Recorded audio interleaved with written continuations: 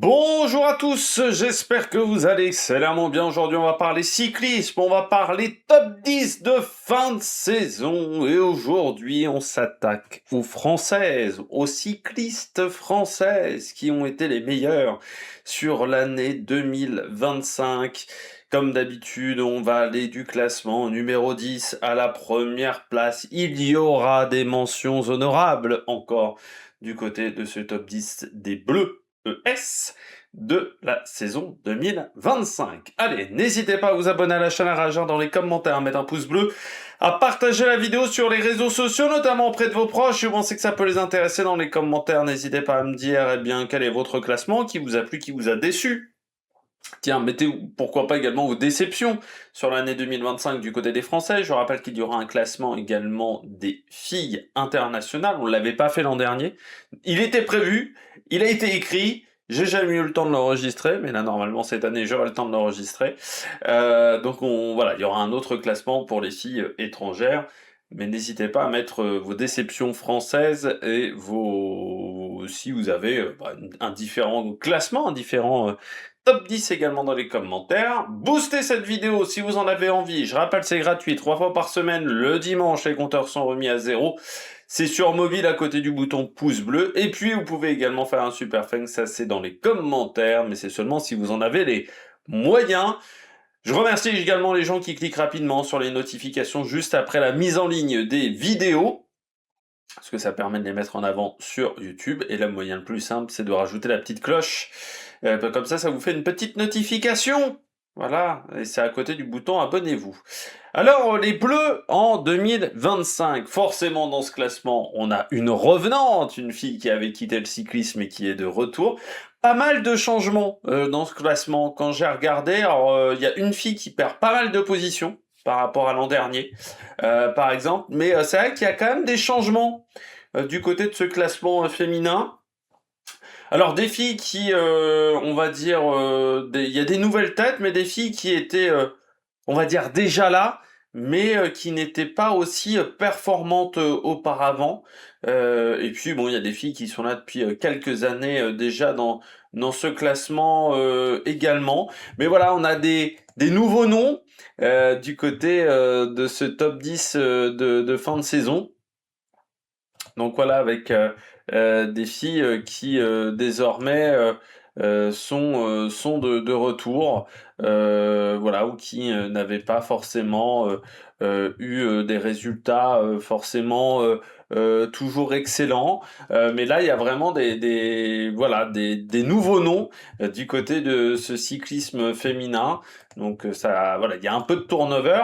Ça montre aussi que la France est un pays qui en ce moment est très intéressant du côté des jeunes cyclistes, parce que c'est vrai qu'on a quand même un grand vivier en ce moment, et ce vivier, on le voit au niveau quand même des résultats du côté des Françaises, des jeunes Françaises, notamment avec un titre de championne du monde U23. Il faut le rappeler également du côté des Françaises sur l'année 2025. Donc on va revenir tout de suite sur ce classement et on commence par la 10e tout de suite. La numéro 10 de ce classement 2025, eh bien c'est une nouvelle venue du côté du cyclisme. Avant, elle faisait du triathlon, elle en fait toujours un petit peu. Elle fait beaucoup de disciplines en même temps, c'est Émilie Morier. Émilie Morier, pourquoi je la mets 10e? J'hésitais avec d'autres filles, mais qui n'ont pas forcément fait des grandes saisons. Et Émilie Morier, je me suis rappelé quand même qu'en très peu de temps, elle m'a vraiment impressionné. Je rappelle qu'elle est amateur en tout début de saison. Elle devient professionnelle au moment du Tour de France. Voilà, juste avant le Tour de France, après les championnats de France amateurs. Moi, je l'avais vu déjà sur le chrono des championnats de France où elle avait été disqualifiée. Elle avait fait une belle performance, elle fait deuxième des championnats de France amateurs sur route, la course en ligne, deuxième derrière Noémie Abgral, mais Abgral qui était chez les professionnels en 2024, donc c'est-à-dire que quand vous arrivez à être performant derrière une professionnelle, c'est que c'est quand même pas mal. Et puis après, oui, ça a été impressionnant en termes de résultats sur la suite. Avec un Tour de France où elle finit 25e du classement général, mais surtout 12e de la dernière étape du côté de Châtel, les Portes du Soleil, donc derrière les têtes d'affiche, 11e du Tour de l'Ardèche et 7e de l'étape de Privas notamment, et puis 2e du côté d'une compétition de gravel. Donc en très peu de temps, elle a déjà réussi à s'imposer, je dirais, comme les bonnes grimpeuses intéressantes du peloton féminin français, et tout ça en 4-5 mois, en très très peu de temps, et en continuant à faire des Ironman aussi, en faisant également un petit peu de gravel. Donc une fille un petit peu touche à tout. L'an prochain, de nouveau chez Saint-Michel, qui a réussi, enfin qui l'a conservé. Saint-Michel préférence au Maubert 93.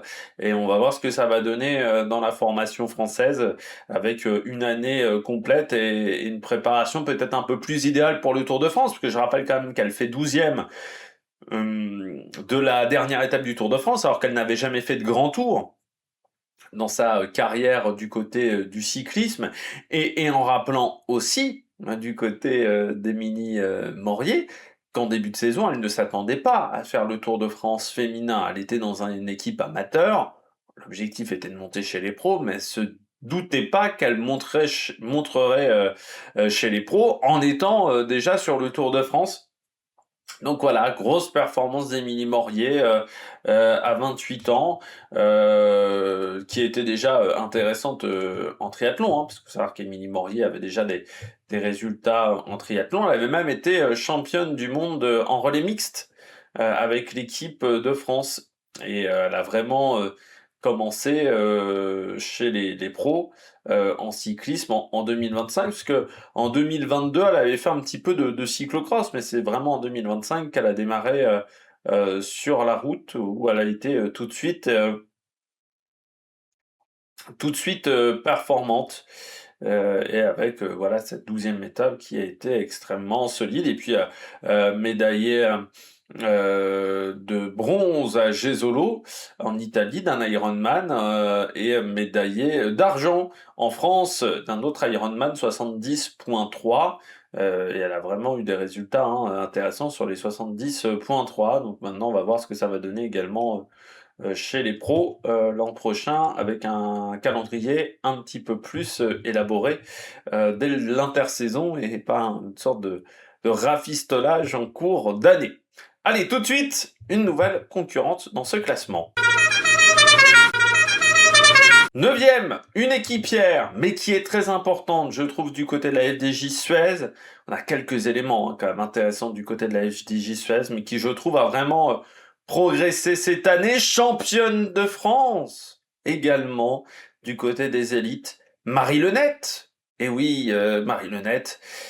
Cette année, je trouve qu'elle a pris de l'envergure. Alors c'est vrai que les années précédentes, il faut se rappeler qu'elle avait aussi un programme et un problème qui était le cyclisme sur piste, mais un programme qui était olympique du côté des Jeux de Paris. Cette année, elle a vraiment fait que de la route. C'était la route, son objectif principal, et c'est une fille on a toujours dit que c'était une fille qui avait du talent.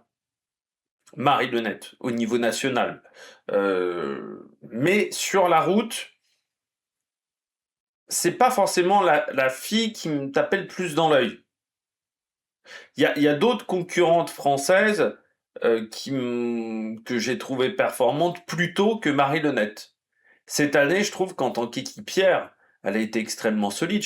Je rappellerai, moi, sa performance, c'était sur le Tour international des Pyrénées, où elle lance le sprint lors de la première étape, et en faisant un énorme travail jusque dans le final, où elle fait un super job. Sur cette première étape, sur cette course-là, moi, elle m'avait vraiment impressionné dès l'étape 1, où c'est pour Ali Wollaston qu'elle lance le sprint, et elle fait un job fantastique pour Ali Wollaston. Mais moi, je l'ai vu Nocureux, elle prend quand même la 5e place, par exemple. Et puis c'est vrai que sur une grande partie de la saison, elle a eu un rôle d'équipière importante. Je pense notamment Strade Bianche avec Léa Curigné, où elles avaient fait un super job. Également sur sa victoire sur le championnat de France élite, où vraiment elle fait une super course en partant quand même d'assez loin, où la FDJ fait vraiment une course de maîtrise totale et elle s'en sort bien. Quatrième du Tour de Pologne féminin, que là je n'avais pas suivi, mais juste après le Tour de France.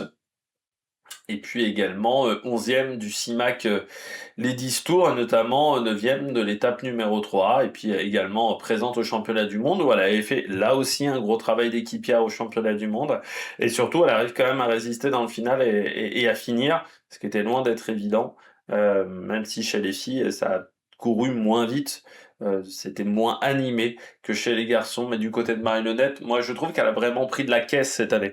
C'est une fille, bon, on la connaissait parce que en plus c'est une bonne cliente en interview, donc on la voyait beaucoup du côté des interviews d'après-course ou d'avant-course sur le Tour de France, sur d'autres épreuves, parce que voilà, encore une fois, elle est très souriante, elle sait très bien communiquer, mais c'était pas forcément sur la route le talent qui m'impressionnait le plus, c'était pas forcément une fille, encore une fois, qui m'avait vraiment marqué, que ça soit par ses résultats ou par le travail qu'elle réalise en course. Encore une fois, des fois, vous n'avez pas forcément des résultats, mais encore une fois, un Nils Politt, par exemple, on m'a mis dans les commentaires, Nils Politt n'était pas dans le top 20 des meilleurs marqueurs de la UAE sur l'année 2025. On est tous d'accord pour dire que Nils Politt fait un énorme travail en tant qu'équipier, donc des fois, ça score pas, mais même là, sur ce travail d'équipière, en 2025, je trouve qu'elle a été extrêmement présente.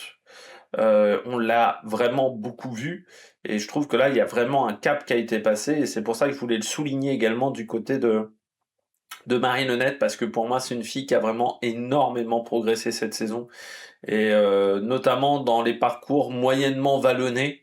Avant, c'était vraiment une fille qui était forte sur le plat, mais au-delà du plat, c'était un peu compliqué. Et là, sur des parcours, je dirais à 2000 mètres, 2500 mètres de dénivelé positif, il y a vraiment, vraiment du mieux du côté de Marie-Lenette. Et chez les filles, bah, être performante sur des parcours comme cela, ça vous ouvre les portes des classiques belges notamment, mais ça vous ouvre quand même les portes de pas mal de courses où vous pouvez avoir un rôle, et là ça commence à devenir intéressant, très intéressant du côté de Marie-Lenette.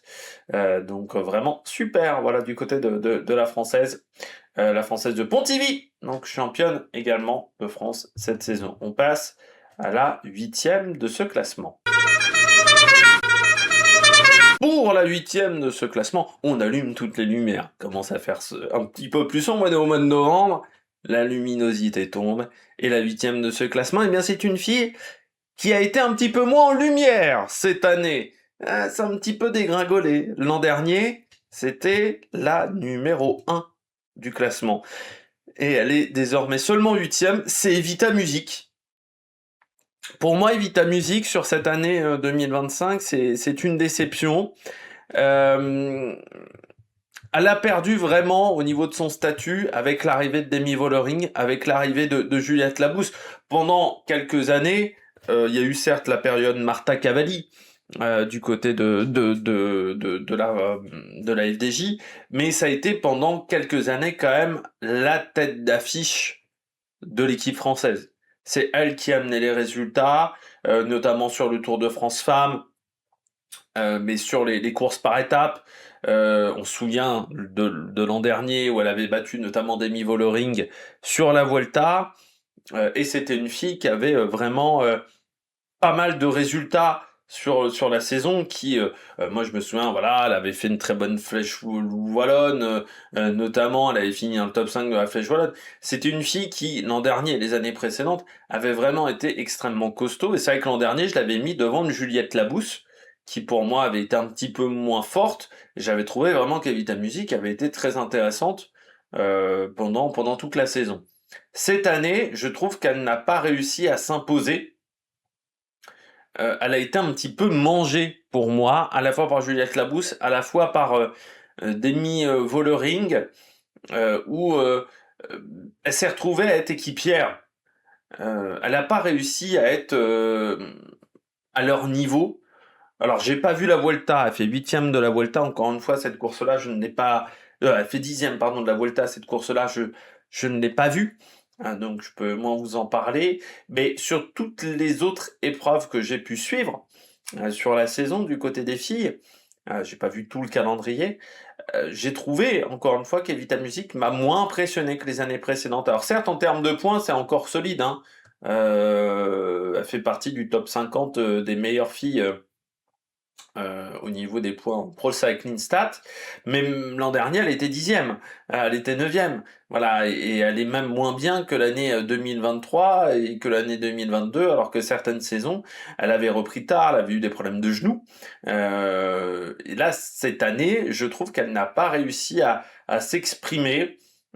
Sur le Tour de France, elle est derrière Juliette Labousse et je trouve qu'elle a du mal. Je pense sur certaines étapes à vraiment avoir un apport autour de Juliette Labousse et de Demi Vollering. Sur le Giro, qui aurait pu être une bonne opportunité pour elle, parce que Juliette Labousse n'était pas excellente, eh bien, sur ce Giro, elle finit fort, mais elle perd énormément de temps sur les premiers jours de course. Et puis, il y a toujours des défauts. C'est pas une fille qui sait extrêmement bien se placer dans un peloton. Donc, il y a encore je dirais, des lacunes où elle a des défauts qui aujourd'hui lui coûtent quand même des résultats parce que dans un milieu du cyclisme féminin qui s'est de plus en plus professionnalisé, les erreurs techniques, c'est plus possible aujourd'hui. Et voilà, encore une fois, elle a un peu disparu par rapport à ses équipières à la FDJ Suez. Elle n'a pas réussi à exprimer son talent, comme s'il y avait peut-être un peu trop de monde désormais dans cette formation et que l'arrivée d'une Juliette Labousse, d'une Demi Vollering, l'arrivée aussi à un niveau un peu plus important d'une Célia Géry, ne lui avait pas permis, voilà, encore une fois, d'exprimer son talent. Et puis en France, il y a quand même maintenant beaucoup de filles qui sont performantes. Et là, voilà, il m'en a manqué du côté d'Evita Music. Encore 2 ans de contrat à la FDJ Suez, 2026-2027. Donc elle a 26 ans pour le moment, Evita Music, mais ça serait bien d'avoir un rebond pour l'an prochain. Mais encore une fois, avec Demi Vollering, avec Juliette Labousse, avec Célia Géry qui commence à monter, ça va pas être facile pour une Evita Music de trouver sa place dans le collectif désormais extrêmement pléthorique de la FDJ Suez, et puis même des Ellie Wollaston, par exemple. Il y a quand même quelques filles qui sont en capacité de marcher sur ces plates-bandes, et c'est là où ça va être compliqué. Il faudra peut-être également réfléchir du côté du Vita Music. Aujourd'hui, c'est une fille qui est à la fois sur les grands tours et sur les classiques d'un jour. Est-ce qu'il ne faut pas qu'elle privilégie plutôt les courses par étapes ou plutôt les classiques de ces deux formats? Et puis il y a aussi les championnats du monde où sur la course féminine, elle lance une accélération, sauf qu'elle est fatiguée, donc ensuite elle explose complètement. C'est elle qui lance le mouvement de Magdalene Vallière. C'est elle qui lance le mouvement et qui piège un peu d'autres filles de son équipe. Je pense à une Juliette Labousse, pour au final être la première à craquer. C'est elle qui lance le mouvement final, mais qui est la première à craquer. Et encore une fois, sur son année 2025, pour moi, il y a eu des ratés. Voilà, du côté d'Evita Music, donc pas forcément convaincu par sa saison. Et je pense même au championnat d'Europe. La joie, elle avait fini 17e, m'a absolument pas énormément marqué sur cette épreuve comparé à d'autres filles ou d'autres concurrents de l'équipe de France qui ont été plus impressionnants sur cette course, alors qu'encore une fois, c'est une fille qui, je rappelle, avait été performante sur une flèche wallonne au sommet du mur de 8. Puis il faut quand même pas oublier également qu'elle avait fini 4e du Tour de France en 2024. Donc c'est vrai que sur une année, il y a pour moi une régression. Voilà, Evita Music n'a pas eu un apport à la FDJ Suez qui, je pense, était à la hauteur de son talent. La suite de ce classement avec la seule sprinteuse véritablement de ce classement. C'est toujours un domaine en France où on n'est pas forcément excellent. Il y a des nations, les Pays-Bas, alors déjà du côté du sprint, il faut aller chercher le Lorena Vibas, mais il y a des nations qui sont un peu meilleures que nous dans ce domaine-là. Mais il y a une fille qui est toujours assez régulièrement dans ces top 10 du côté des Françaises, depuis quelques années qu'on les fait, c'est Clara Copponi, parce que pour moi ça reste la meilleure sprinteuse française qui, je rappelle, l'an dernier avait rejoint la Lidl Trek, mais là aussi une année olympique. Elle avait pas mal couru du côté du cyclisme sur piste. Clara Copponi est assez peu sur la route au final. Elle avait quand même pris une belle 4e place au championnat d'Europe, notamment. Pour moi, c'était une belle 4e place. Pour elle, c'était une frustrante 4e place. Mais Clara Copponi, aujourd'hui, oui, ça reste la meilleure française pour moi actuellement. Deuxième d'une étape du CIMAC Ladies Tour. Donc derrière, quand même, Vibus, qui a dominé cette épreuve. Elle a également été présente sur le Tour de Belgique. Énormément de top 10. Une victoire quand même sur la Mazda Schreckens, c'était en Belgique, du côté de ses résultats, pardon, et puis une victoire également sur la Schwalbe Women's One Day classique, un tout début de saison du côté de l'Australie. C'est pas la première fois qu'elle a un résultat du côté de l'Australie. Donc, ce qui fait désormais 4 victoires chez les professionnels. Elle a doublé son compteur. Mais oui, c'est une fille qui, pour moi, est toujours présente dans les sprints aux avant-postes, qui a également beaucoup travaillé pour Balsamo, même si ça n'a pas toujours réussi du côté de Lidl Trek, mais elle a bossé pour Balsamo, elle a bossé pour d'autres filles. Elle a eu parfois le rôle de poisson pilote, ce qui parfois n'a pas été une réussite. Je pense notamment à une classique belge où elle avait fait ce job-là. C'était Nockereux, où elle avait lancé le sprint et la sprinteuse s'était plantée sur les Flandriennes. Elle a souvent eu un rôle d'équipière, mais voilà, encore une fois, quand on lui donne sa chance, elle fait souvent des bonnes choses. C'est une fille qui progresse en plus dans le placement, parce que c'est vrai que c'était parfois elle osait moyennement frotter, alors ce qui est surprenant pour une fille qui vient de la piste, mais parfois elle frottait pas au maximum, et là c'est vrai que cette année je trouve qu'elle a vraiment parfois joué un peu des coudes. Alors ça a mené quand même à une disqualification du côté de la Chine. Je n'ai pas vu cette épreuve des Great Tour of Ganzi, mais côté fille, qui s'appelle donc le Tour of Chongming Island, où elle a été disqualifiée de la 3e étape. Mais voilà, je trouve que c'est une fille qui vraiment a fait une saison intéressante et que toujours là, c'est vrai que ça fait plusieurs années, même quand elle était chez FDJ, et je trouve que c'est une fille qui mériterait à ce qu'on lui donne les clés un peu plus souvent du camion. C'est-à-dire que souvent elle fait le travail pour les autres, ou parfois elle manque d'un train de qualité. C'est vrai que chez FDJ, souvent, elle devait sprinter sans avoir véritablement un train autour d'elle. Et je trouve qu'elle mériterait d'avoir un peu plus une équipe à son service. Parce que pour moi, elle est capable d'obtenir des super résultats. Voilà, Clara Copponi, qui a encore là aussi un contrat de 2 ans avec la Lidl Trek, qui fait quand même partie des grosses structures du peloton, même si désormais SD Works est là, la Visma est toujours là, la FDJ a progressé, et voilà, la Lidl Trek qui pendant un certain temps a été l'équipe majeure, maintenant a été rattrapée aussi par UAE. Mais aujourd'hui, Clara Copponi, ça fait partie des filles très intéressantes du peloton, et c'est vrai que voilà, de temps en temps, si on mettait Balsamo au service de Clara Copponi, je suis pas sûr que ça ferait des plus mauvais résultats, qu'il y aurait plus d'écart par rapport à Vibes. Donc ça serait peut-être à tenter un peu plus souvent. Mais oui, encore une fois, c'est une belle année. L'an dernier, ça avait été compliqué parce que... Alors, elle avait fait une saison intéressante l'an dernier, même s'il n'y avait pas eu de victoire. Il y avait eu beaucoup de places d'honneur du côté de Clara Copponi, beaucoup de top 5. Là encore, cette année, il y a pas mal de top 5. C'est une fille voilà, qui gagne peut-être pas suffisamment aujourd'hui. Ça va par rapport à Chiara Consoni, par exemple, en Italie, mais en France, du côté des sprinteuses, encore une fois, il n'y en a pas 150, et aujourd'hui, pour moi, c'est celle qui a les meilleurs résultats et qui s'en sort le mieux. Donc bravo Clara Copponi, parce que c'est pas forcément un classement facile. En plus, cette année, il y a quand même beaucoup de Françaises qui ont été à un très bon niveau. Donc c'est vrai qu'il n'y avait pas forcément de la place pour tout le monde. Donc voilà, Clara Copponi qui a réussi à tirer son épingle du jeu. On passe à la 6e de ce classement.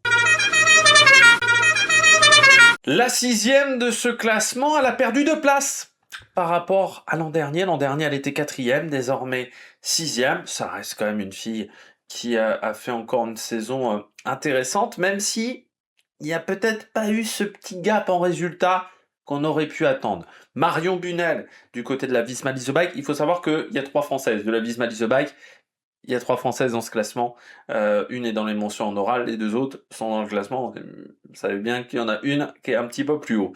Marion Bunel, donc, du côté de la Visma Leasebike. Alors, il y a du bon et il y a du moins bon du côté de Marion Bunel. J'ai beaucoup hésité avec son classement. C'est-à-dire, qu'il faut savoir qu'il y a des... C'est la seule, même presque, où j'ai hésité dans son classement, parce que ce classement des Françaises de l'année a été plutôt facile à déterminer. Il y a elle et Kerbaol, où j'ai hésité. Il y a des positions comme ça où j'ai hésité longuement.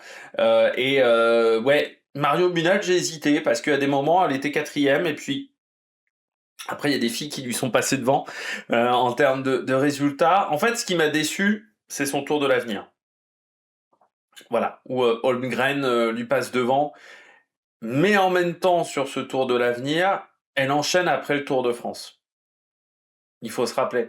Ça a été... voilà, elle enchaîne après le Tour de France. Elle avait fait en plus ses championnats de France Espoir. Donc elle a beaucoup couru sur une très courte période. Elle a beaucoup couru entre fin juillet et début août.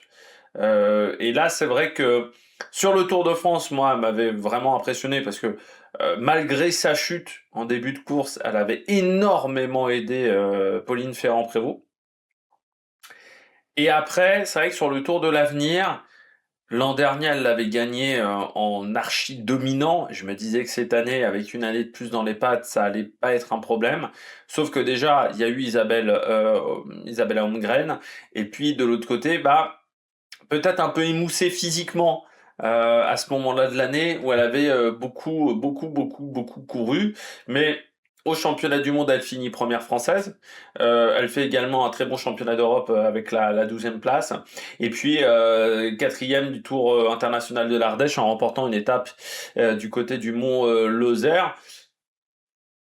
Je dirais que c'est équivalent à l'an dernier, mais moi, je m'attendais à un petit coup de plus. Et comme il y a des filles qui ont progressé dans la hiérarchie mondiale, ça l'a fait régresser. Pour moi, ça n'a pas été la meilleure fille de cette génération. De cette génération qui a moins de 23-24 ans. Ça n'a pas été la meilleure cette saison. Il y a des filles qui lui sont passées devant. L'an dernier, pour moi, c'était la meilleure de cette génération-là. Voilà, elle avait vraiment été hyper impressionnante. Pour moi, elle avait été intouchable. Autant cette année, moins. Au championnat du monde, faut quand même rappeler aussi qu'elle a que elle a bien délaissé son statut de leader pour Célia Géry, c'est-à-dire que il faut rappeler que normalement elle était presque plus leader à un moment que Célia Géry, et puis elle a compris sur les pavés qu'elle avait du mal. On a bien rééquilibré les choses pour Célia Géry. C'est vrai que là on a été bon dans la tactique, parce que je rappelle il n'y avait pas d'oreillette sur cette course-là. Voilà, il m'a manqué un petit plus dans sa saison en termes de résultats, un petit gap de performance du côté de Marion Bunel. Mais encore une fois, le travail sur le Tour de France, cette chute sur le Tour de France a peut-être fait que sur la deuxième partie de saison, peut-être un peu plus de fatigue. Sur la première partie d'année, il y avait eu des bons résultats, 9e du Tour de Suisse, qui est une épreuve majeure, 3e du Tour de Catalogne également, qui n'est pas une épreuve World Tour chez les filles. Et puis 2 top 10 sur le Tour d'Espagne féminin, où normalement la leader de l'équipe, ça devait être Pauline Ferrand-Prévot, mais qui avait abandonné. Et puis un gros travail quand même d'équipière sur pas mal de classiques en début de saison. Donc voilà, je m'attendais à une petite augmentation de performance qui n'est pas venue. C'est pour ça que je la mets, pour moi, 6e, parce que voilà, j'attendais un petit truc en plus. Un petit gap de performance, une petite amélioration. L'an dernier, elle nous avait montré des super choses. Et là, voilà, il y a eu Pour vous dire, elle a marqué moins de points que l'an dernier. L'an dernier, en 2024, elle est 51e au classement Pro Cycling Stats. Cette année, elle n'est que 80e. Voilà, il y a eu une petite base de performance. Mais l'an dernier, il y avait eu un très grand Tour de l'avenir. Il y avait eu l'UAE Tour aussi, elle avait été extrêmement efficace avec Saint-Michel, et elle avait grandement participé au très bon résultat de Saint-Michel-Mavic, Aubert 93, avant de partir du côté de la Team Visma. Après, ça reste quand même un résultat où 6e des Françaises cette année, où il y a eu beaucoup de densité. Vous voyez que devant, quand même du très lourd. Elle a quand même réussi à faire des bonnes choses, mais encore une fois, il y a une petite déception sur le niveau de performance sur certaines épreuves. On est presque à mi-parcours, je dis bien presque à mi-parcours parce qu'il y a les mentions honorables. 5e de ce classement, encore une fille qui a moins de 24 ans. C'est la plus jeune même de ce classement. C'est la plus jeune, assez largement même. La plus jeune, c'est Diagéry. C'est Diagéry, la championne du monde espoir, mais qui, elle, a été impressionnante sur le Tour de l'Avenir. C'est Diagéry, c'est une énorme pointe de vitesse. Et c'est ce qui m'a impressionné moi cette année chez Célia Géry, je vous l'avais dit, notamment au championnat du monde, c'est une concentration et une capacité à analyser les choses qui est assez grande. Quand elle est championne du monde, il y a une sorte, elle est dans le contrôle complet à l'arrivée. C'est-à-dire qu'elle est championne du monde, l'interview d'après-course qui est 5 minutes, 10 minutes après, pourtant on est en altitude, hein, elle a une lucidité qui est assez incroyable sur ce qui s'est passé dans la course et une analyse de la situation qui est assez dingue. Elle a 19 ans. Elle est de janvier, hein, de tout début janvier, mais elle n'a que 19 ans. Elle est de 2006. Et là, je me suis dit, ouf, là c'est du talent, parce que avoir cette capacité-là d'analyse après une course qui a quand même été difficile, même si c'est vrai que dans cette épreuve-là, ça avait été difficile tactiquement cette épreuve-là, parce que la course n'avait jamais véritablement démarré. Il n'y avait pas de rythme, il n'y avait pas de tempo, c'était vraiment une course d'attente. C'est la course qui a été peut-être la plus longue à se décanter, ça a vraiment été une grosse course d'attente avec les juniors filles également, où ça s'est vraiment décanté sur la fin, il n'y avait quasiment pas eu d'attaque. À part dans le dernier tour, il y avait eu une Suédoise, je crois, qui avait tenté. Et là, c'est Diagéry. Il y avait eu le gros travail de Julie Bégaud, Marion Bunal qui fait la grosse accélération dans la montée finale pour vraiment permettre à Célia Géry d'accélérer. Et après, non, gros niveau actuellement sur des sprints en boss. Profil un peu sprinteuse puncheuse, hein, on est un peu dans ce registre-là, grosse pointe de vitesse.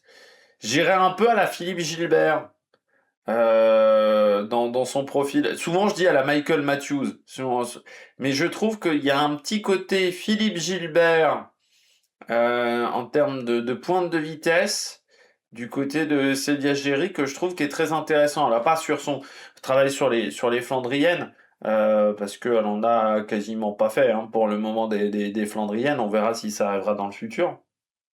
Mais il y a un côté Philippe Gilbert dans la manière dont il avait cette capacité à s'imposer sur des sprints en comité, on va dire, de 50, 60 concurrentes, quand il y avait eu quand même un peu de difficulté sur le parcours, en début de carrière notamment, il était très très fort là-dedans, Philippe Gilbert, même sur la suite, hein. Mais il y a eu une période vraiment où il était quasiment imbattable dans ce registre-là, et c'est vrai que Célia Géry, aujourd'hui, il y a peu de filles qui sont en capacité de la chercher. S'il n'y a plus Lorena Vibus, en gros, elle est en capacité de gagner. Aujourd'hui, Célia Géry. Et pour moi, elle grimpe mieux que Vibus. Donc c'est une fille qui est très intéressante, FDJ Suez. Alors contrat que jusqu'en 2026, donc je pense que c'est une fille qui va être suivie sur le marché des transferts l'an prochain, parce que beaucoup d'équipes voudront avoir Célia Géry, ça c'est clair et net. Des résultats cette année, 3 victoires sur le Tour de l'Avenir, où elle a été impressionnante sur cette compétition, 4e de la Pointe du Raz, Ladies Classique, 7e du Grand Prix du Morbihan, 7e au général du Tour de l'Avenir, parce qu'à un moment elle avait le maillot de leader, mais elle finit quand même 7e à la Rosière sur l'étape en ligne, et 6e du contre-la-montre. Donc c'est quand même pas anodin aussi, elle a quand même été efficace sur cette épreuve. Et donc 3 victoires. En gros, les 3 étapes rapides ont été gagnées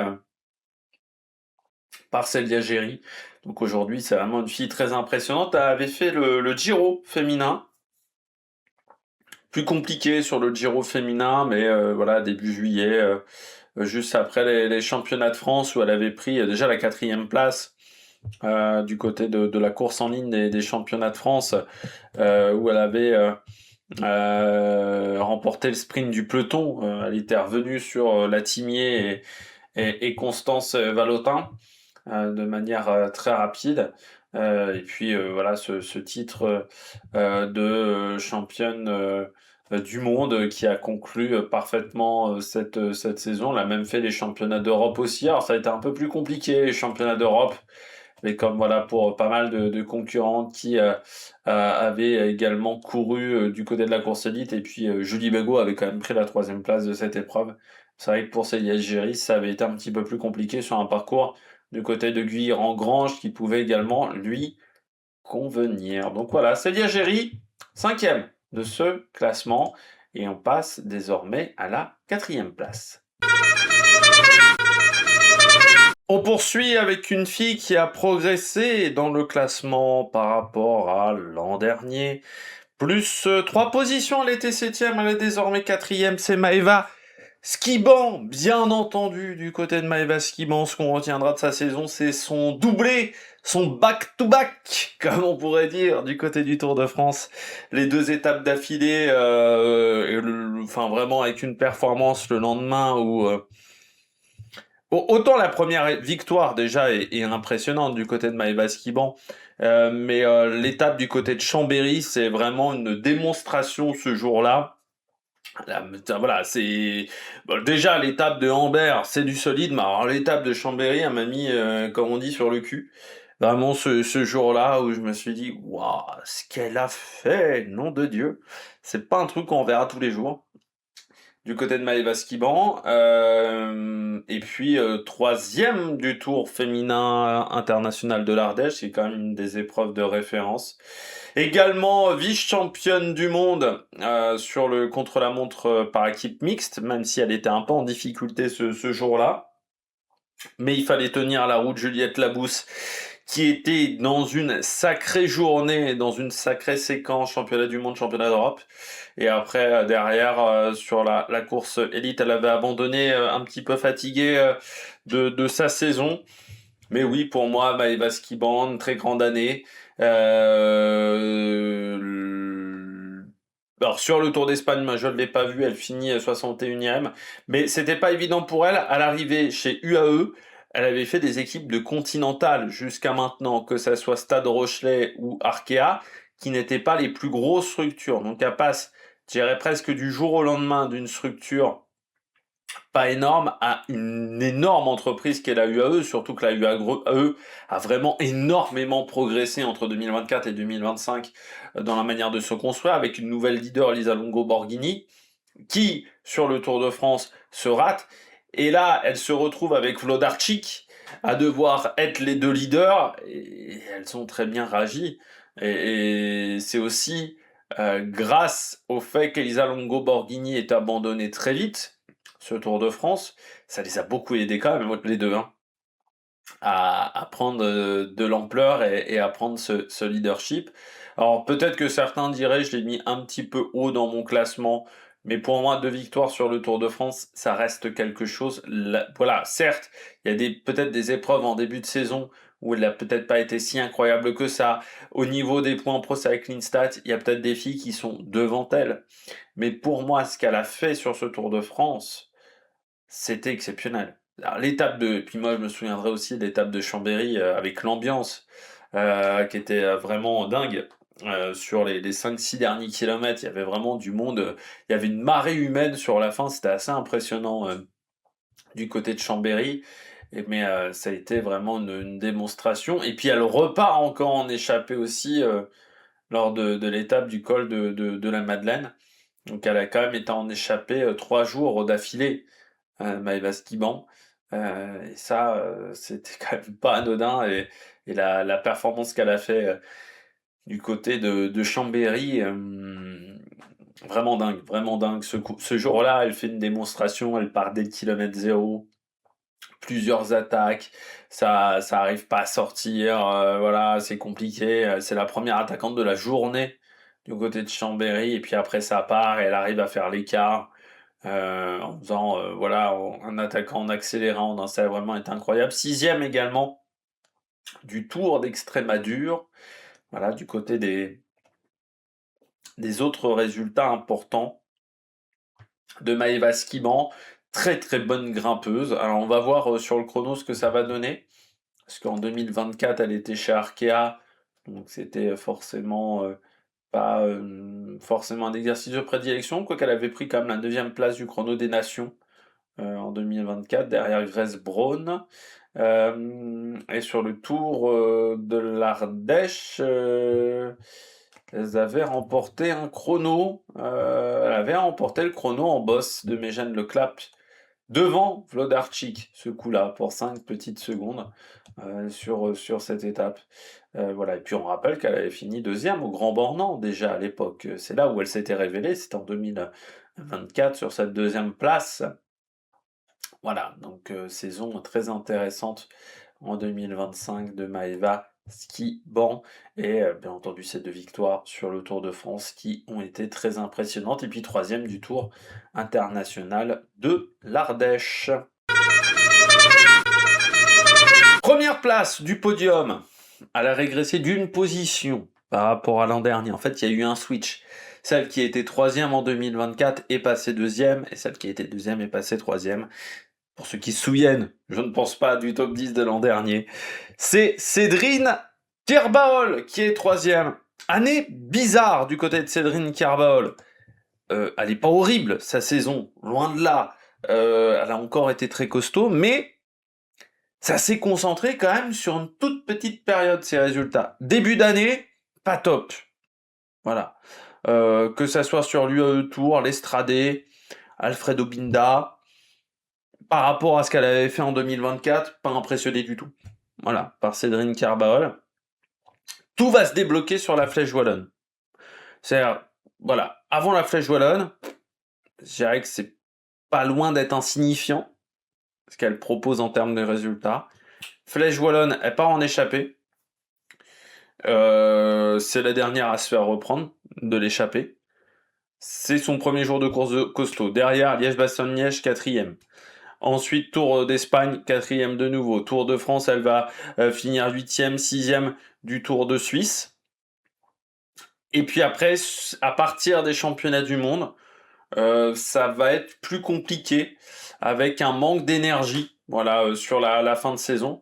Vraiment, pour moi, en gros, sa saison, ça s'est fait de mi-avril à fin août, en gros. Et ensuite, ça a été très compliqué sur la fin, parce que les 2 chronos au championnat d'Europe, au championnat du monde sont décevants par rapport à ce qu'elle a déjà fait dans sa carrière. Le contre-la-montre par équipe mixte, elle a vraiment souffert sur les 2, même si ça a été un peu plus simple sur le championnat d'Europe, ça a quand même été pas évident. Alors certes, elle fait 9e de la course en ligne des championnats d'Europe, mais on pouvait s'attendre à mieux quand même de la part de Cédrine Kerbaol, et puis 16e les 3 vallées varésines en Italie. Mais voilà, sur la dernière partie de saison, un manque d'énergie. Donc c'est pour ça que c'est une saison qui est surprenante, parce que ça s'est vraiment concentré sur une petite période, même pour une saison féminine. Par contre, sur cette période-là, elle a été impressionnante. 2e à Chambéry, en partant dans la descente, pour arriver du côté de Chambéry, où elle fait encore un numéro dans la descente. 6e au col de la Madeleine. Dommage, elle tombe sur l'étape de Châtel, parce que sinon elle aurait été dans le top 5 du Tour de France. Elle tombe à Châtel, elle perd énormément de temps sur sa chute, parce que sa chute arrive vraiment au pied, alors c'était pas au pied de la montée de Châtel, c'était la première grosse montée de la journée. Oui, voilà, elle tombe au pied de Jouplane. Et ensuite, c'est un calvaire parce qu'elle se retrouve distancée et elle ramasse les morts, et elle finit quand même 8e ce jour-là, en ayant tout ce problème-là, en perdant du temps. Mais pour moi, c'est un bon Tour de France du côté de Cédrine Kerbaol, même si le classement est peut-être moins bien que ce qu'elle avait fait en 2024, qu'il n'y avait pas de victoire. Je trouve que pour moi, c'est un bon résultat. Et puis après, derrière, oui, moi j'ai été très satisfait de son année, mais sur cette période-là. Donc, c'est pour ça que je l'ai mis derrière la fille qui est deuxième. C'est plus pour la régularité de la saison.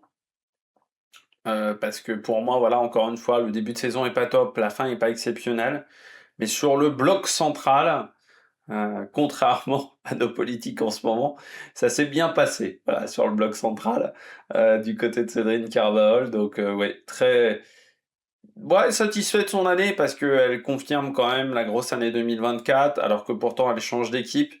Elle quitte Ceratizid pour aller chez UF, parce que je pense que chez Ceratizid, ça allait déjà pas très fort au niveau financier l'année précédente, l'équipe ayant arrêté à la fin de la saison 2025.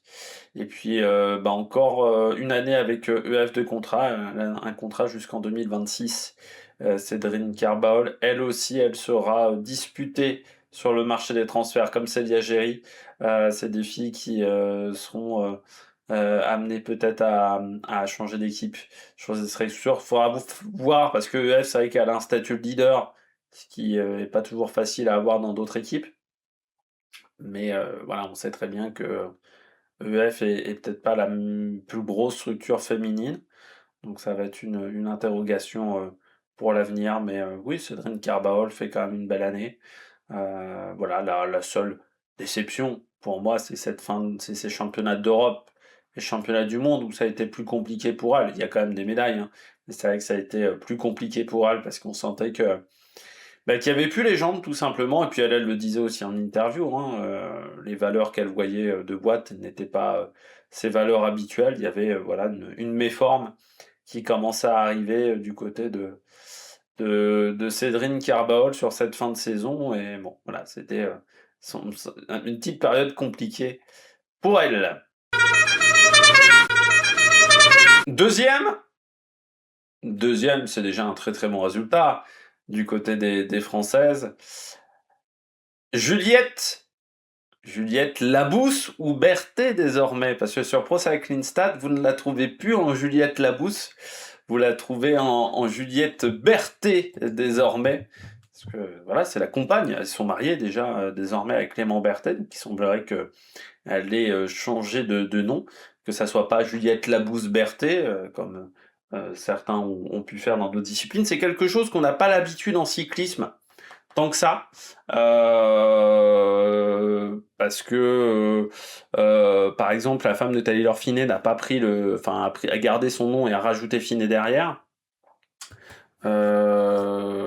C'est vrai que c'est pas forcément le truc, on voit le plus dans le cyclisme féminin, on l'a vu pas mal en athlétisme, des changements de nom, chez certains sportifs. Et du côté des filles, oui, ça doit être une première en France, mais c'est bien, aussi, voilà, elle s'est mariée, elle prend le nom de son mari, c'est un choix, voilà, du côté de... Puis c'est pas à moi de juger son choix, c'est elle qui a fait le choix tout seul du côté de Juliette Berthet, mais c'est vrai que quand je l'ai cherché sur Pro Cycling Stats, je la trouvais pas avec la Labousse. Voilà, donc faites attention sur Pro Cycling Stats. Si vous cherchez dans les listes Labousse, c'est plus marqué Labousse, c'est marqué Berthet. Voilà, du côté de Juliette. Cette année, c'était pas une année facile, parce que à l'arrivée chez FDJ Suez, arrivée à la maison, parce qu'elle n'avait jamais couru en France, toujours dans le giron Sunweb DSM Picnic Post-Tunnel, hein, elle était toujours restée dans cette structure. Donc c'est vrai qu'elle changeait d'équipe, ce qui n'était pas évident. Et puis, elle change d'équipe en même temps qu'une grosse star du peloton international, de la plus grosse star peut-être du peloton international, Vollering. Et c'est vrai qu'en début de saison, il y avait quand même une grande interrogation de savoir comment cette équipe allait gérer ces deux stars, ces deux concurrentes. C'était loin d'être évident. C'était une vraie interrogation de savoir comment ils allaient gérer la situation chez FDJ Suez. Je trouve qu'ils l'ont plutôt bien géré. Et après, il y a une régularité quand même chez Juliette Labousse en termes de résultats cette saison. Même si elle a du mal à gagner quand même. Elle a un vrai problème, Juliette Labousse, c'est le punch. C'est une fille qui a pas beaucoup de punch, qui a pas beaucoup de changement de rythme. Et ça, c'est un défaut du côté de Juliette Labousse. Et puis, c'est une fille qui aimerait que les courses soient plus longues. Très clairement, une Juliette Labousse, si les classiques faisaient 180 bornes, je pense que elle serait difficile à battre. C'est une fille qui a vraiment la caisse, qui tient ses cadences et ses kilométrages-là. Mais aujourd'hui, le cyclisme féminin se court sur des courses plus petites. Mais ce qui est pas forcément un avantage quand tu n'as pas énormément de punch, comme Juliette Labousse. Malgré tout, la séquence de fin de saison qu'elle a fait, notamment championnat du monde, championnat d'Europe, pour moi, ça a été la patronne de l'équipe de France sur ces deux rendez-vous. Même si ça s'est pas concrétisé sur les courses en ligne, pour moi, ça a été la patronne sur ces rendez-vous-là. Ne pas négliger également son Tour de France, où le début a été difficile, mais elle a très très bien fini avec Demi Vollering. La seule déception pour moi, c'est le Giro. Le Giro qui a été... voilà, elle avait l'opportunité de pouvoir s'exprimer sans Demi Vollering, comme Evita Music, et elle a eu un Giro vraiment extrêmement compliqué. Je pense que du côté d'FDJ, on n'a pas su gérer les états de forme à la fois de musique, à la fois de la bouche. Je sais même pas laquelle des deux était véritablement leader avant le départ. Et c'est vrai que Juliette a eu a eu du mal. Musique a un peu mieux fini le Giro, ce qui n'a pas été le cas de Juliette Labousse. Par contre, Evita Music, sur le Tour de France, j'ai envie de dire, ça a un petit peu été le même niveau à chaque fois, alors que Juliette Labousse a vraiment bien fini, et notamment le travail qu'elle a fait sur la dernière étape pour Demi Vollering, où elle a fait un énorme boulot. C'est Demi Vollering qui n'a pas réussi à conclure. Mais Juliette Labousse a fait une journée assez exceptionnelle. Le tempo qu'elle a fait derrière Pauline Ferrand-Prévot, beaucoup de filles ont quand même eu du mal à tenir sa cadence sur cette dernière journée offensive. Pour moi, voilà, elle a très très bien fini son année. Le seul trou, encore une fois, de cette saison, c'est le Giro, parce que si on regarde aussi, elle est 12e des championnats de France, mais en sachant que les championnats de France, la LDJ a énormément roulé et travaillé sur cette course et a tout fait pour contrôler la situation. Elle fait 5e de la Vuelta, Vollering gagne la course. Donc là aussi, c'est un très très bon résultat en ayant énormément aidé Vollering. 5e également du Tour de Burgos. Donc voilà, tous les résultats sur son année. 4e d'Estrade aussi, où là aussi, elle fait un énorme boulot. Le problème, c'est de conclure. On le voit sur l'Amstel, par exemple, où on lui laisse les clés du camion sur cette journée-là. Il y a beaucoup d'épreuves, voilà, où elle n'a pas réussi à conclure. On a tout simplement Juliette Labousse. Donc progresser au niveau du punch du côté de la française, mais elle fait encore partie des cadres au niveau mondial, et il a fallu le retour d'une revenante pour que Juliette Labousse ne soit pas première cette année. Enfin, Juliette Labousse, Juliette Berthet, ça va être compliqué le Berthet, je sens. C'est comme Guillaume Martin Guyonnet, je pense que les changements de nom à l'encore de carrière, ça va être compliqué. Mais voilà, du côté de Juliette, comme ça va être plus facile, elle a fait des super résultats. Donc voilà, Juliette Labousse, Berthet, qui donc a un contrat jusqu'en 2027 avec la FDJ Suez. On passe tout de suite aux mentions honorables. Comme d'habitude, avant de passer à la numéro 1 de ce classement, les mentions honorables, c'est-à-dire des filles qui ont fait des bonnes saisons, mais qui que je n'ai pas réussi à mettre dans le top 10, qui n'ont peut-être fait une moins bonne impression, qui peut-être pour vous méritait d'être dans ce top 10, n'hésitez pas à le dire dans les commentaires, mais qui pour moi est un petit peu en dessous. On commence avec la première, c'est Valentine Fortin du côté de la Cofidis. Il n'y a pas un nom de la Cofidis cette année, parce que ça, Victoire Berthaud, je l'ai trouvé assez moyenne, pour tout vous dire. Mais Valentine Fortin, elle est toujours là. Mais c'est vrai qu'elle est un peu dans l'ombre d'une Clara Copponi, du côté des filles qui ont une bonne pointe de vitesse. Alors, encore une fois, c'est une fille qui arrive à faire des résultats sur les classiques, je dirais les 1.1, les Coupes de Belgique, les Coupes de France, qui a un petit peu plus de mal voilà, sur les épreuves World Tour aujourd'hui, Valentine Fortin. C'est là où elle doit travailler, c'est sur les plus gros sprints, mais c'est une fille qui est très régulière. Peut-être que elle aurait pu rentrer dans le top 10 avec une victoire. Il a manqué peut-être un très très gros résultat du côté de Valentine Fortin. 26 ans, pour la française. Voilà. Mais oui, c'est une bonne sprinteuse aujourd'hui, Valentine Fortin. Peut-être aussi que chez Cofidis, est-ce que c'est la meilleure structure pour l'accompagner? Voilà, est-ce qu'il manque pas un peu de moyens du côté de la Cofidis pour avoir des résultats supplémentaires? Ça, c'est une question qu'on peut se poser par rapport à une Clara Copponi qui est dans une équipe un petit peu plus importante. Mais voilà, une Valentine Fortin, c'est voilà, elle est entre 11 et 15 tout simplement dans ce classement pour la française. Une autre fille, eh ben, la troisième, enfin la deuxième, pardon, de la team Visma Leasebike, mais je pense que vous avez déjà compris qui est première. Margot Vigier.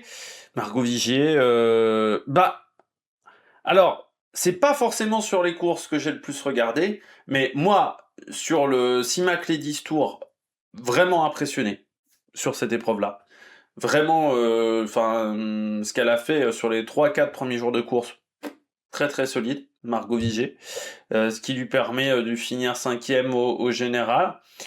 Quatrième quand même du Tour de Belgique, également, sixième notamment du contre-la-montre et du prologue aussi. Quatrième d'une étape du Tour de Norvège, troisième de la première étape du Tour du Pays Basque. Elle a quand même eu pas mal de résultats sur des courses de World Tour. Elle a peut-être eu le malheur de tomber sur... Je l'ai peu vu en fait, Margot Vigier, cette année.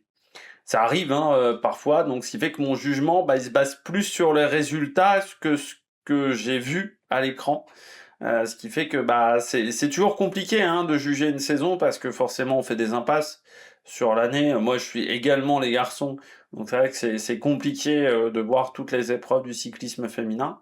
Et voilà, et de rattraper tout pendant l'intersaison, surtout que là j'ai pas eu tant de temps que ça pour moi, pour récupérer des courses. Donc voilà, du côté de Margot Vigier, pour moi il y a ce voilà, elle a peut-être eu le malheur de tomber sur les courses que j'ai pas vues, ce qui, si je l'avais plus vu, peut-être que j'aurais mis, voilà, plus facilement dans le top 10. Mais là aussi, une fille qui arrive à maturité tardivement. Alors, c'est une fille qui a commencé chez les pros tard, en 2020, mais voilà, qui progresse encore d'année en année, et la Visma a bien fait de la recruter. On l'avait beaucoup vu en Italie, du côté de Marco Vigier.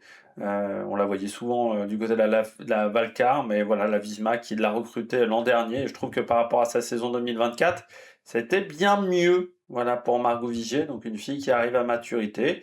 Gladys Verhulst, toujours là.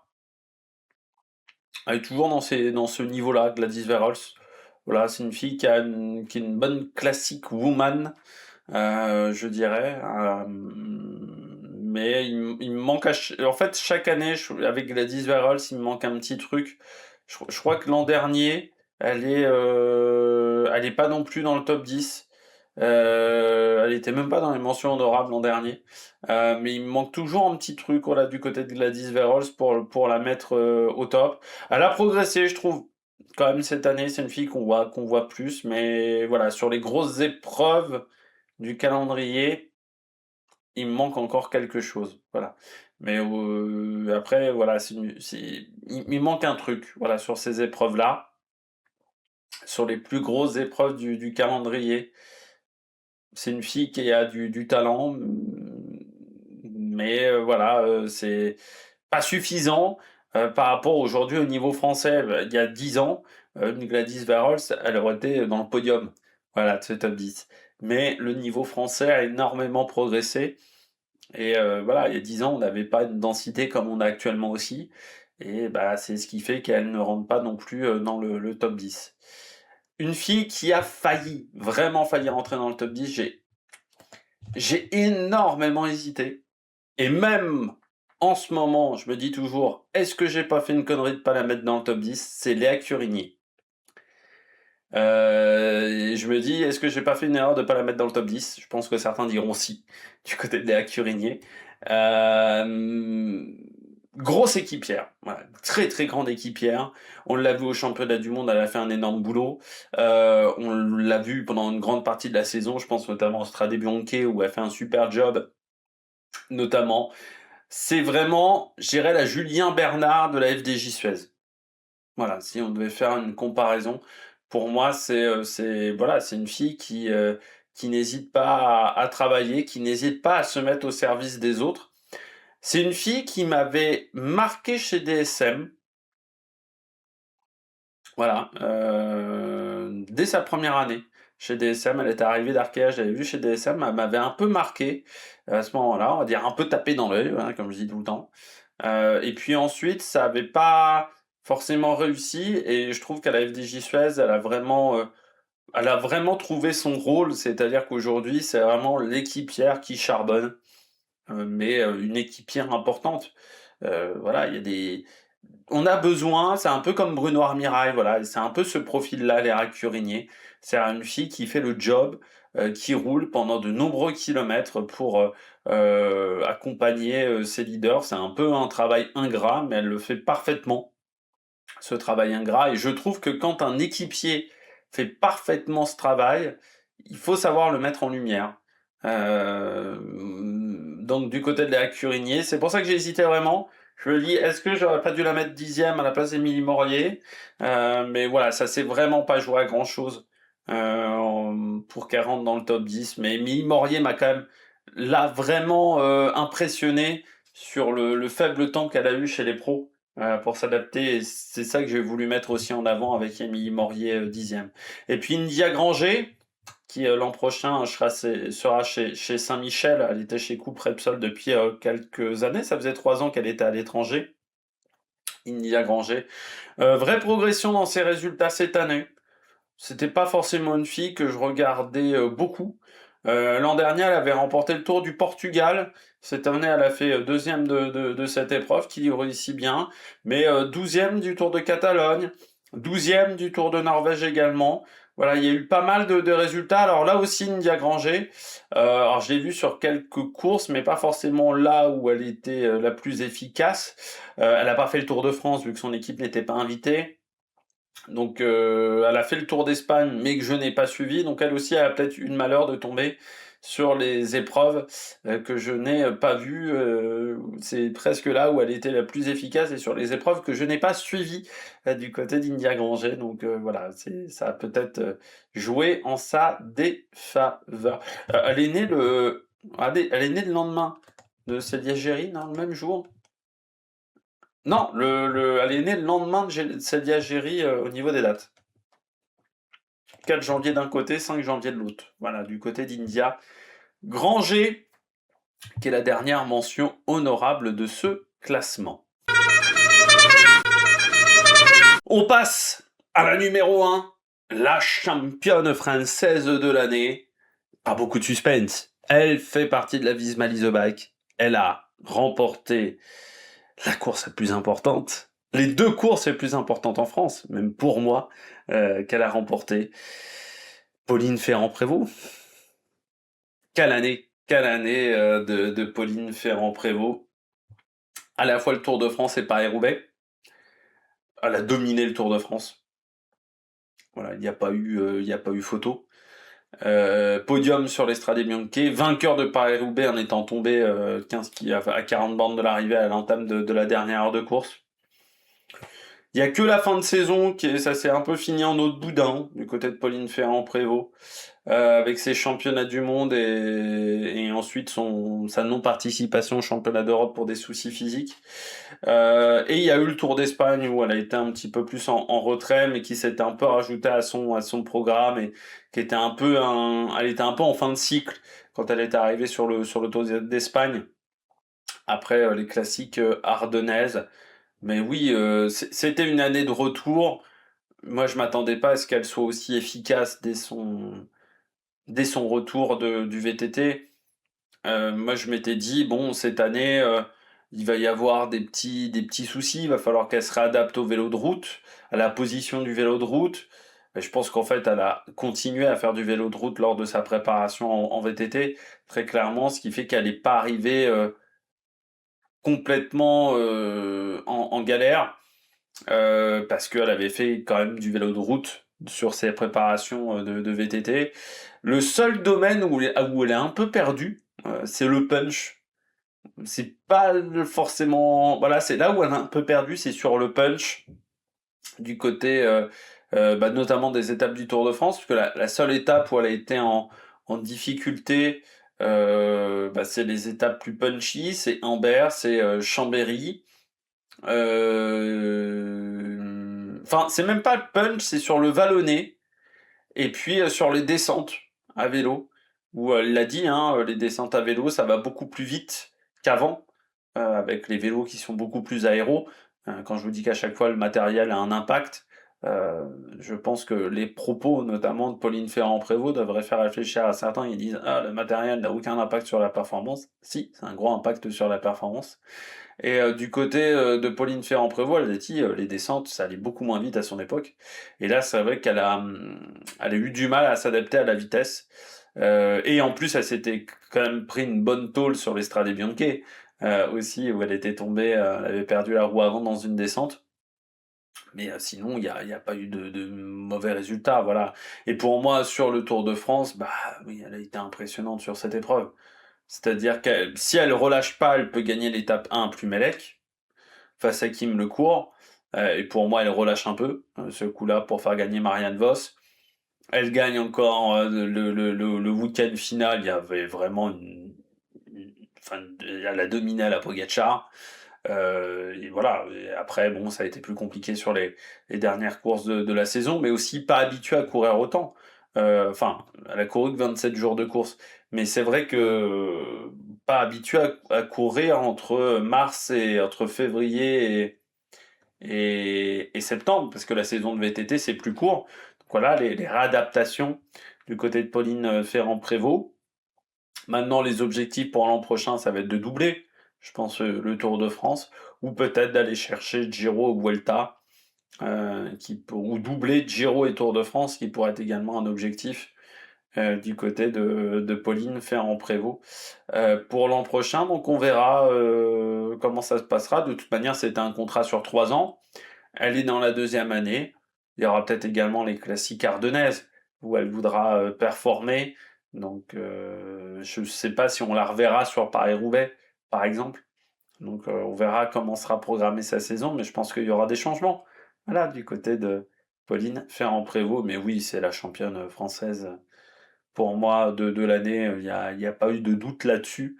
Elle a été au-dessus. Elle a été au-dessus. Très clairement, Pauline Ferrand-Prévot, voilà, le Tour de France, elle a archi dominé. Voilà, elle était vraiment au-dessus cette année. Et pour moi, qu'elle ait réussi à passer d'une discipline à l'autre, vraiment passer d'un sport à un autre, c'est très compliqué.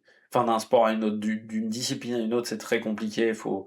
Moi, je le vois, par exemple, quand je joue à des jeux de rallye et des jeux de course sur circuit, il y a un temps de réadaptation quand même quand tu passes d'un jeu à un autre. Bah là, elle l'a fait, mais avec une facilité déconcertante. Donc vraiment impressionnante, Pauline Ferrand-Prévot, dans cette gymnastique et également au niveau du cerveau pour passer d'une discipline à une autre. Et bien voilà, j'espère que vous avez aimé cette vidéo. N'hésitez pas à vous abonner à la chaîne, à réagir dans les commentaires, à mettre un pouce bleu, puis nous on se retrouve pour de nouvelles aventures, et notamment de nouveaux top 10. Pour voir les autres top 10, n'hésitez pas à aller sur la playlist réservée à ces vidéos. N'hésitez pas également à voir les autres playlists, et puis nous on se retrouve pour de nouvelles aventures sur la Mac Production. Ciao ciao!